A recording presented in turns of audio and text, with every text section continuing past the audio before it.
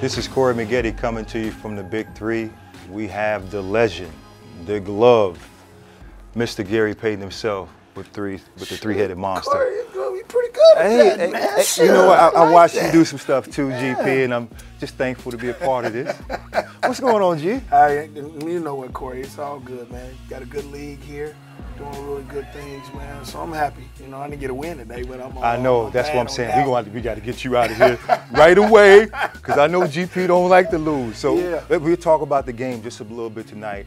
So what did you think that helped Ghost Ballers get over the hump to win this game tonight? You know what, Corey, I think they were more aggressive than us. I seen from the beginning that we didn't have no energy.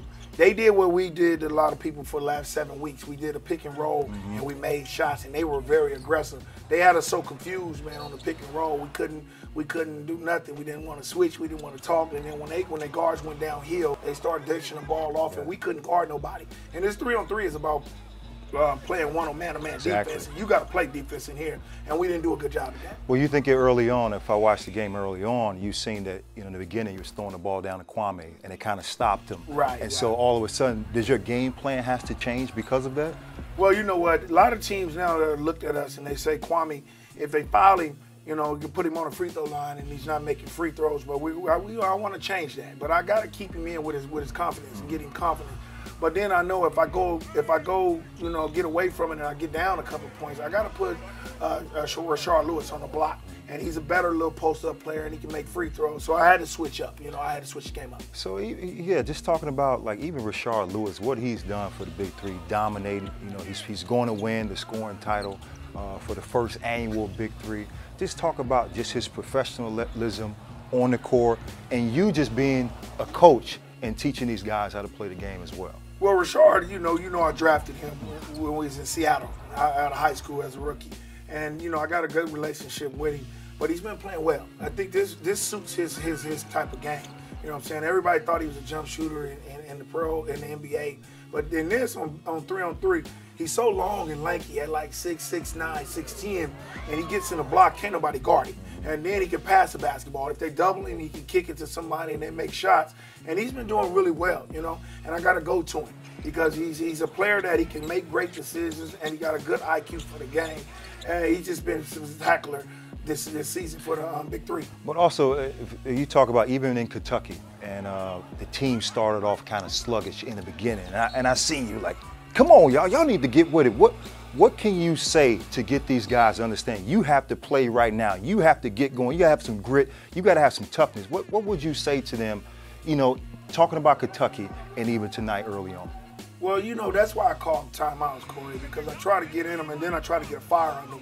I try to say stuff to make them mad. If you don't start playing basketball, we ain't gonna win the game. You know, and you know how I am. I'm a little fiery. I try to say something.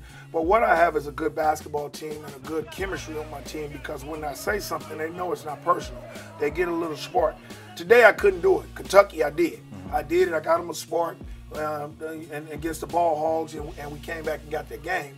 But tonight, we just had a team that was more hungry than we were, and we wasn't into it. So this is the last week of the regular season. We're going to Seattle. Yes, yes, yes. I was drafted by the Seattle Supersonics. I took 2 steps off stage. They gave me an Orlando Magic hat, just so you know.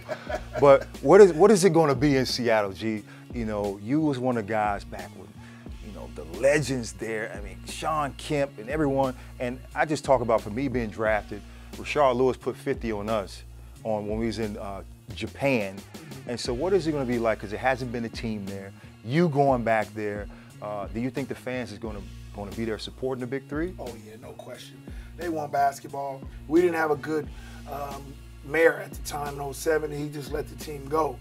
But this is going to be a big key for us, because we got to show a lot of these people out in the world that Seattle is a great city to be in, and a great sports city, and we need basketball back there. Well, we're going to end it there, GP, because I know that you got to go. We don't want to keep the glove. We want to keep the glove weight.